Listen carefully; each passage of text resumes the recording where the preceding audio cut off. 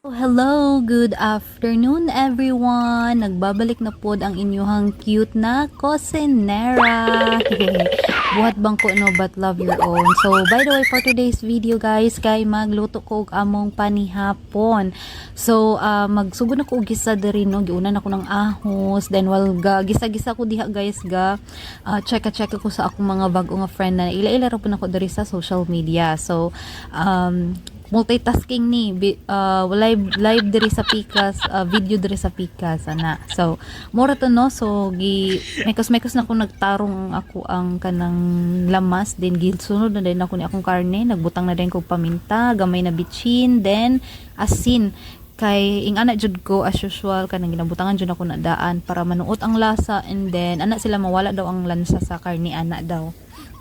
So, mora po akong gi-follow. Then, ako nang siyang ginahulat na magisa na diha, no? Kay ako din yung gibabad ni ang ako ang bihon, which is late na kay siya nga pagkababa, dapat ahead of time. Then, butang na ako na siyang tubig, then tuyo, para na po siya lasa daan. Then, kini akong gigisa, ako siyang gibutang ng tuyo gamay, then, ako na siyang gipabukalan. So, dili day rice ang among side dish ani, dili mi mag rice kay ingana ba dira sa Pilipinas no, bihon, pansit, anuhan jud ato na siya kanang rice kay lami ba jud siya ipare sa rice, pero sa mga karon dili kay mag pork chop ko no.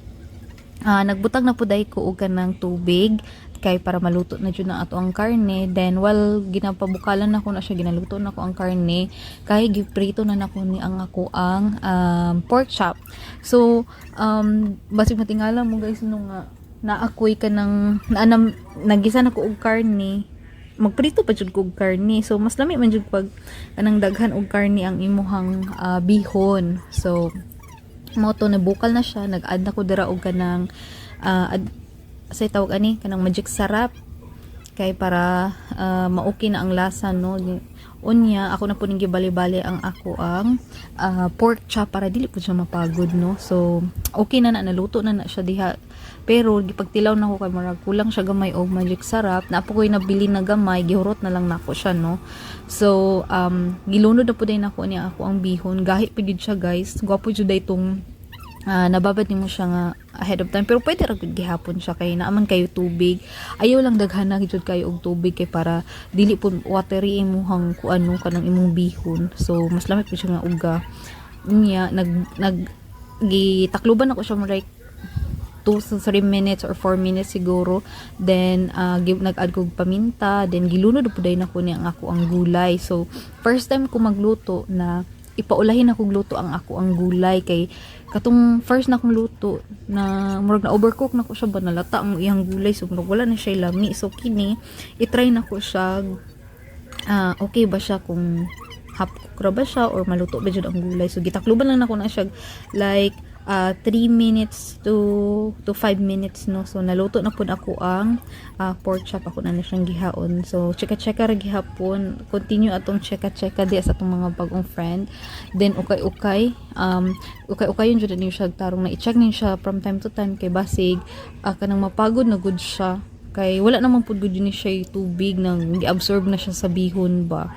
So ginahinay po, nagipahinayan po na ako na ang stove ana kay para dili po siya kanang mapagod or something. Giukay-ukay ra na ako na siya, gitilawan po na ako na siya no kung okay na ba. So okay na siya, naluto naman siya no.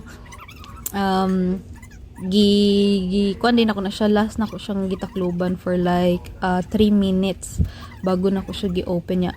Tama ra jud siya na naluto ang gulay, dili siya half cook, dili ra pud siya overcook, kanang naradyo sa tama niya. Ang gulay ana kay carrots o kanang cabbage o bell pepper, mo ora jud akong gibutang. Unya prepare na ko sa among panihapon no. So by the way, gitawag na nako na akong partner, unya diri lang taman pud ang ako ang voice over no, unta lamion pud inyong mga panihapon diha. Be safe mo as always, and bye bye, maura to.